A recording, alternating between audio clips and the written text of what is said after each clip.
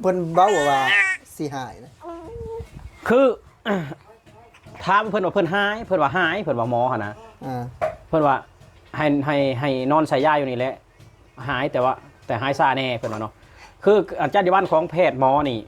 อยู่ในประเทศไทยนี่เพิ่นสิบ่บอกว่าคนไข้จะหายเพิ่นสิบ่บอกเพิ่นจะใส่ยาเต็มที่รักษาให้ถูกวิธีอยู่ในประเทศไทยถามเลยว่าคนไข้มีสิทธิ์หายไหมครับหมอบ่มีบอกว่าสิหายหรือบ่หายเขาจะบอกว่าจะเต็มที่แต่เขาฮู้อยู่แล้วว่าสิหายแต่เขากั้นไว้เพื่ออุบัติเหตุเข้าใจบ่สวัสดีครับพี่ๆทุกคนวันนี้บ่าวยอดก็นัดมาเจอนะครับบ่าวต้นอยู่ที่ห้องบ่าวสมหมายพาทัวร์นะครับสวัสดีครับบ่าวต้นครับสวัสดีครับผมสวัสดีครับ FC บ่าวยอดเพื่อสุขทุกคนสวัสดีค่ะกลูกสวัสดีค่ะก่อนสวัสดีค่ะสวัสดีค่ะคือวันนี้ก็มีน้องเมษาออกกล้องด้วยนะท่านผู้ชมน่ารักมากตอนนี้จะเดือนอะไรเดือนเหลืออีก11วัน9เดือน8 เดือนกว่านะ8 เดือนกว่าก็เลยมื้อนี้คืออยากถามเจ้าที่เรื่องที่เจ้านำพ่อใหญ่นะนำอีพ่อนำมารักษาอยู่ในประเทศไทยเนี่ยต้นปลายสาเหตุมันอยากถามต้นเริ่มต้นเลย เริ่มต้นนี่รักษาอยู่ใช่เริ่มต้นอยู่ห้องหมออยู่บ้านโรงพยาบาลอำเภออยู่ที่บ้านอ๋อโรงพยาบาลอำเภอก็คือได้เข้าไปรักษาตอนแรกเป็นยังตอนแรกคือพ่อฟันคุดอักเสบหลายปีแล้วแต่ชวนพ่อไปถอนพ่อไม่ถอนก็เลยปีนี้ก็ปีอักเสบปีนี้มันจะเป็นน้องออกมาตลอดแต่ละปีมันออกตลอดแต่พ่อทนอ่ะคือนิสัยของคนแก่จะเป็นแบบนี้ดื้อก็คือหลังไปผ้าอยู่โซโปลาวมันหรอคือบริเวณผ้าไปแล้วมันระเบิดเองมันระเบิดเองมันมีน้องมาเนี่ยแล้วก็เจาะคอเจาะนี่ให้น้องออกมาน้องก็อะไรออกมาตลอดน้องก็คือเจาะอยู่ฮั่นแม่นอยู่โซโปลาวเนาะแม่นอยู่โรงพยาบาลในเมืองนั่นแหละอำเภอเนาะแม่นอ๋อหลังจากที่เจาะแล้วใช้เวลาจักมื้อบัดนี้อยู่ในโรงพยาบาลใช่อยู่ในโรงพยาบาลประมาณ2 อาทิตย์กว่า2 อาทิตย์กว่าเพิ่นเบ้าว่าสิหายนะคือถามเพิ่นว่าเพิ่นหายเพิ่นว่าหายเพิ่นว่าหมอหั่นนะเพิ่นว่าให้นอนใส่ยาอยู่นี่แหละหายแต่หายซาแน่เพิ่นว่าเนาะคืออาจารย์บ้านของแพทย์หมอนี่อยู่ในประเทศไทยนี่เพิ่นสิบ่บอกว่าคนไข้จะหายเพิ่นสิบ่บอกเพิ่นจะใส่ยาเต็มที่รักษาให้ถูกวิธีอยู่ในประเทศไทยถามเลยว่าคนไข้มีสิทธิ์หายไหมครับหมอบ่มีบอกว่าสิหายหรือบ่หายเขาจะบอกว่าจะเต็มที่แต่เขาฮู้อยู่แล้วว่าสิหายแต่เขากั้นไว้เพื่ออุบัติเหตุเข้าใจบ่หมอเป็นแบบนั้นหลังจากที่อยู่ห้องหมอลาวฮะ2 อาทิตย์นี่เพิ่นได้ตรวจบอกว่าเป็นโรคอีสังว่ามันเป็นอีสังคือบ่ฮู้เลยบ่ฮู้ว่าพ่อนี่เป็นอย่างเลยอยู่2 อาทิตย์กว่าคือบ่ต้นแล้วก็พี่ๆน้องๆคือบ่ฮู้เลยว่าเป็นอีหยังก็คือบ่ฮู้แล้วก็คือรักษาไปเรื่อยแม่นบ่ฮู้ว่าเป็นโรคอีหยังหากแต่เบิ่งนี่อาการนี่ถือว่านักพอสมควรเนาะคือแนมหาพ่อกับพ่อคือบ่ได้กินข้าวไอกลางคืนก็ไอสินะบ่ได้กินข้าวนี่20 กว่าวันบ่ประมาณ2 อาทิตย์กว่าเข้าไปก็เป็นบ่ได้กินเลย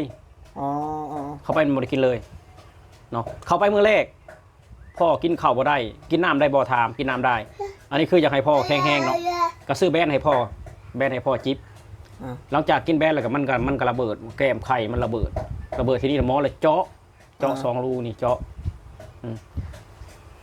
แล้วก็ไม่ได้กินข้าวเลยแต่มื้อนั้นมาหลังจากที่เบิ่งและสภาพนี่คือบ่โอเคแล้วคือเก่าอ่ะสภาพก็คือเก่าอ่ะก็เลยแบบว่าอันรูที่เขาเจาะน่ะมันใหญ่ขึ้นเข้าใจบ่มันใหญ่มันบ่มีโอกาสแห้งเลยมันใหญ่ขึ้นก็โทรมาถามว่าสิจังได๋สิไปสิได้เอาออกจากโรงพยาบาลก็โทรปรึกษากันน้องสิได้เอาออกไปยังไงก็เอาออกเพราะว่าพ่อเขานี่บ่มีวันสิดีขึ้นเลยหลังจากหลังจากเอาออกแล้วเนาะหลังออกเฮือนแล้วพ่อเมื่อเฮือนพ่อบอกว่าโอ้คันเป็นแบบนี้พ่อบ่ตายแล้วน้องมันออกมาดิน้องมันออกมาหายใจง่ายขึ้นน้องมันออกมาพ่อคือออกจากโรงพยาบาลปุ๊บคือเมื่อบ้านนี่พ่อนอนรับทั้งคืนเลยพ่อนอนรับว่ากับเอื้อยกับน้องได้ว่ากับลูกกับหลานได้คันเป็นแบบนี้พ่อบ่ตายแล้ว แล้วก็ตัดสินใจมื้อเช้ามาก็ส่งขามามุกดาหาร เอาเดี๋ยวย้อนไปคือเพิ่นทำบ่รักษาบ่ได้แล้วมันบ่อยู่โรงหมอนะหรือว่า บ่แม่นว่าบ่ได้คือเฮาบ่เห็นอาการคืออาการบ่คืบหน้า อ่า แต่เฮานี่อยากไปรักษาพ่อเฮาที่อื่นว่าง่ายๆซะเฮาก็ขอออก ก็เลยขอออกแล้ว ขอออก และตัดสินใจแบบใดถึงมารักษาในประเทศไทยนี่ คือมีน้องสาวมีแฟนเป็นคนไทย2คนน้องสาวก็เลยแบบว่าเป็นจังได๋ก็ให้พ่อเฮามารักษาอยู่พี่ให้ได้ อ่า เพราะว่าเป็นจังได๋ก็ให้มาให้มันสุดเนาะถ้าพ่อแบบรักษาบ่ได้หรือบ่ได้ก็อยู่ที่มุกดาหารเลยล่ะก็เลยตัดใจเอามา หลังจากที่มาจะคืนแล้วยังจะได้ผ่าตัดมาของหมอนะ มา2 มื้อ3 มื้อแล้วก็หมอกับผ่าแล้วก็เปิดแผลใหม่เฮ็ดแผลใหม่ว่าง่ายๆซะขูดเนื้อเก่าออกเฮ็ดแผลใหม่ กัน แล้วก็ยิบใหม่ อ่า ว่าง่ายซะหลังจากนั้นก็พ่อก็อาการก็ดีขึ้นแบบว่ามาอยู่โรงพยาบาลไทยเดี๋ยวบ่ไอเลยบ่ไอแล้วก็กินข้าวได้อาหารเหลวนะ อ่า พ่อก็มีแห้งผู้เฒ่าเนาะได้กินข้าวก็มีแห้ง หลังจากที่ได้กินข้าวแล้วก็ถือว่าไข้ขึ้นเนาะจาก แม่ สายตา นอาการดีขึ้น อาการดีขึ้นแล้วก็ผ่าตัดอีกบ่วันนี้หรือว่าจังได อาการดีขึ้นแล้วหมอเอ็กซเรย์ หมอเอ็กซเรย์แล้วก็หมออยู่มุกดาหารเอ็กซเรย์บอกว่า คือพ่อนี่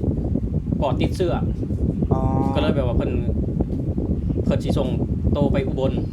ส่งตัวไปรักษาที่อุบล อ๋อ แล้วเพิ่นก็ถามญาติว่าญาติพร้อมบ่ค่าใช้จ่ายเท่านั้นเท่านี้ก็เลยแบบว่าตัดสินใจไปอุบล คือเพิ่นก็บอกว่าค่าใช้จ่ายคร่าวๆแล้วเนาะ คือเพิ่นบอกค่าใช้จ่ายแบบรถล่างอะไรค่ารถน้ำส่งอะไรรถพยาบาลอะไรแล้วค่าหมอค่าหยัง อ่า ค่าหมอค่าหยังเพิ่นก็สิบอกนะ ก็ถือว่าหลังจากที่เข้ามาก็ได้เห็นถึงความแตกต่างมาทันชนะได้เห็นถึงความห่างกัน มันก็แน่นอนอยู่แล้ว เพราะว่าเฮาก็อันนี้คือเฮาก็ต้องยอมความจริงเนาะโรงพยาบาลไทยกับโรงพยาบาลลาวมันก็แตกต่างกันอยู่แล้ว เรื่องทันสมัยว่าง่ายซะ อ่า เรื่องทันสมัยคนว่าสีดราม่าได้ว่าฉันมึงก็ไปรักษาอยู่ไทยมันบ่แม่นคือเขาบอกความจริง คือเขาบอกตามความจริงคือบ้านเฮามันต่างกับมันแตกต่างกับบ้านเขาอยู่แล้วยกตัวอย่างนะผงชูรสบ้านเฮายังผลิตบ่เป็น อืม อันนี้คือบ่ได้แบบว่าอันนั้นคือความจริงเขาต้องยอมรับความจริงให้ได้ผล ก็คือหลังจากที่เข้ามาแล้วก็ตรวจเท่านั้น คืออยู่ลาวนี่อยู่จักมือก็อยู่ลาวนะ 2 อาทิตย์กว่า 2 อาทิตย์กว่านี่ คือบ่ฮู้ว่าเป็นโรคอีหยัง บ่ฮู้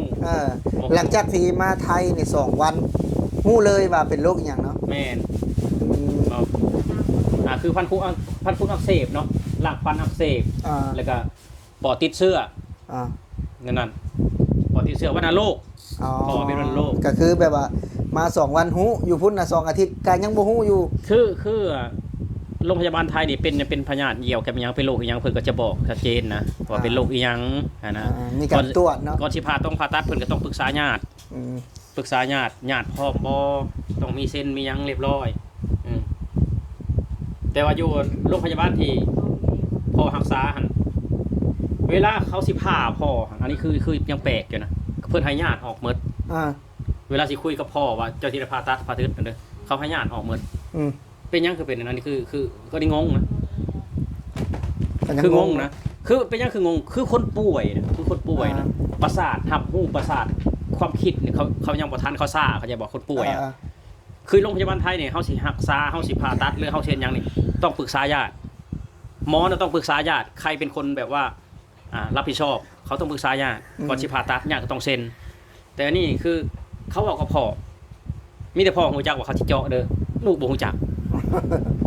อันนั้นในก็ อัน ได้ นี้คือวิธีรักษาหมอไทยกับหมอลาวเนี่ยแตกต่างกันนะ อ่า หมอลาววิธีเวลาจะเจาะเราต้องพูดกับคนไข้อย่างเดียว อ่า แต่หมอไทยต้องปรึกษา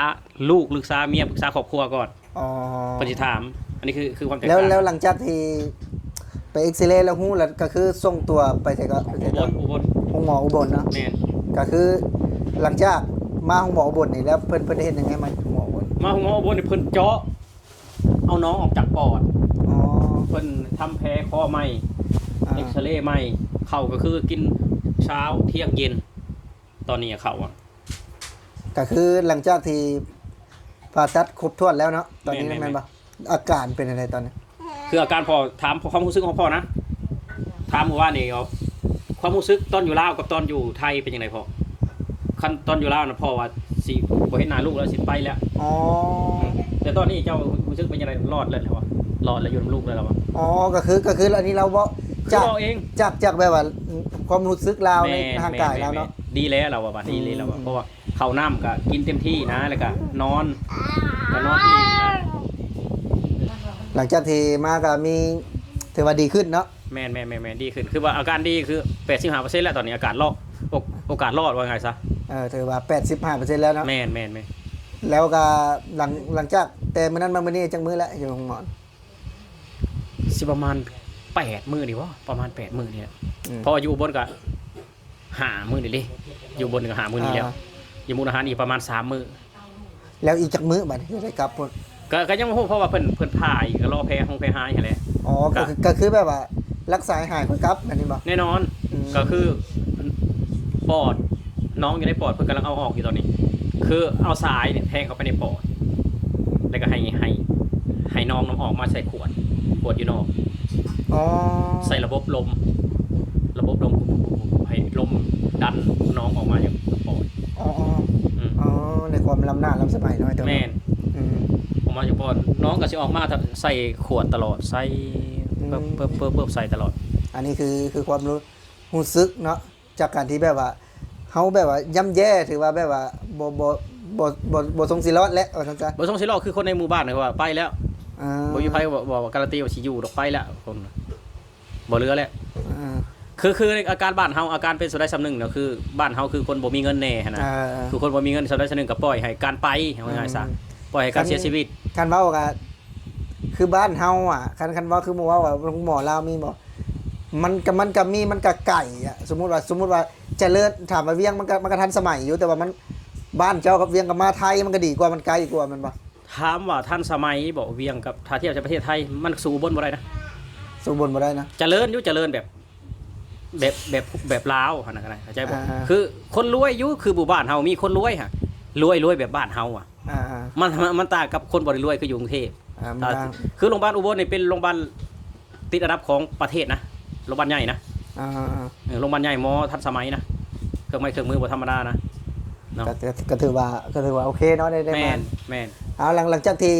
ได้เห็นสุขภาพพอนี่ก็ดีขึ้นแล้วอยากขอบคุณอย่างบอกประเทศไทยนะ ขอต้นก็อยากขอบคุณ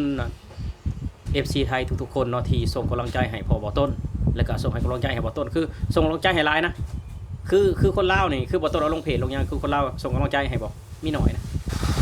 อันนี้คือความจริงมีหน่อยมีแต่คนฮู้จักบ้านเดียวกันแต่ส่งกำลังใจให้กัน อืม บางคนบ่ส่งเลยบ้านเดียวกันกัน มีแต่จมครับเนาะ คือประเทศไทยเขาบ่รู้จัก คือเขาส่งกำลังใจทุกคนคือเขาฮู้ว่ากำลังใจมันคือยาวิเศษ อันนี้บ่ต้นคือว่าความจริงเลยเนาะครับบ่ต้นเว้าหลอกลวงให้ผ้าลงมาตอนนี้เลยนี่ คือคนไทยให้กำลังใจนี่เยอะแยะมากมายเนาะบ่ว่าแต่อยู่ในYouTube Facebook ถามว่า Facebook คนลาวเห็นบ่พอต้นเขาโรงพยาบาลเห็น เห็นเนาะ แต่เขาบ่ส่งกำลังใจมาให้ บอกกระตือรือร้นคือคนไทยนะ แม่นบ่ส่งกำลังใจไปให้คือคนไทยนี่โอ้ส่งกำลังใจมาให้ดีไว้เด้อพ่อเอ้ยจังซั่นจังซี่ อ่า เออ ก็ถือว่าขอบคุณนะครับพี่FC นะครับที่คอยซัพพอร์ตคลิปแล้วก็เข้าไปให้กำลังใจบ่าวต้นนะครับบ่าวยอดเอง ซึ่งซ่องบ่าวยอดเองก็ถือว่าทำเยอะมากเกี่ยวกับบ่าวต้นนะครับก็มีพี่ๆมาให้กำลังใจเยอะมากนะครับตอนนี้พ่อบ่าวต้นก็ถือว่า 85% แล้วถามจากปากเจ้าตัวเลยนะครับว่าทำไมถึงมารักษาในประเทศไทยนะครับเป็นไปเป็นมาแบบไหนวันนี้ก็คือกระจ่างแจ้งแล้วครับท่านผู้ชมฝากกดไลค์กดแชร์กดติดตามนะครับแล้วก็ฝากไปดูช่องบ่าวต้นด้วยครับ